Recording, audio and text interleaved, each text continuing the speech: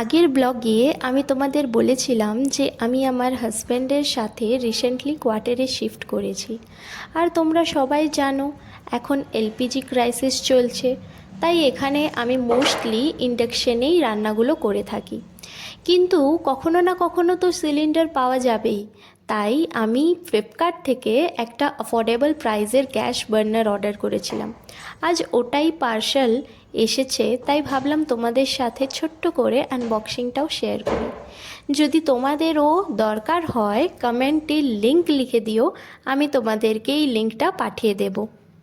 জানো তো, আমি ফেসবুক আর ইউটিউব অনেক দিন আগেই স্টার্ট করেছিলাম, কিন্তু কনসিস্টেন্টলি ভিডিও পোস্ট করতে পারিনি, কারণ আমার মন ভীষণ চঞ্চলা ছিল।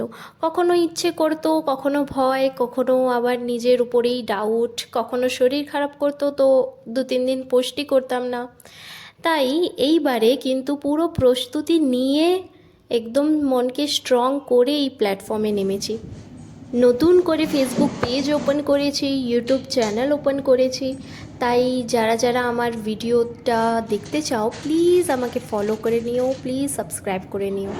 জানো, রেলওয়ে স্টেশনে একটা ইঞ্জিন দাঁড়িয়েছিল, তার পোটেনশিয়াল না ভীষণ ছিল, কিন্তু যেহেতু সে দাঁড়িয়েছিল তাই তার কোনো ভ্যালিউ ছিল না।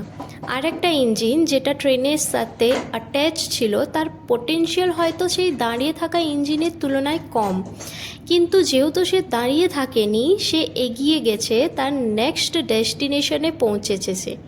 তাই আমি সবাইকে বলবো যে ওয়েট না করে জাস্ট এগিয়ে যাও, সাকসেসফুল অবভিয়াসলি আসতেই হবে। আমি জানি আমার মতো অনেকেই আছো যারা শুধু ভেবে গেছো, কিন্তু নতুন স্টার্ট করব করব করে স্টার্ট কিন্তু করছো না। তাদের আমি একটাই কথা বলবো, স্টার্ট তো করো, ভগবান বাকি রাস্তাটা আপনি আপনি ক্লিয়ার করে দেবে।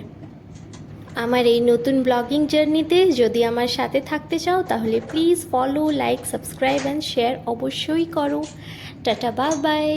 আবার নেক্সট ভিডিওতে তোমাদের সাথে দেখা হচ্ছে। তোমরা ছিলে আনফোল্ডিং প্রতিদিন উইথ মৌশিকতা।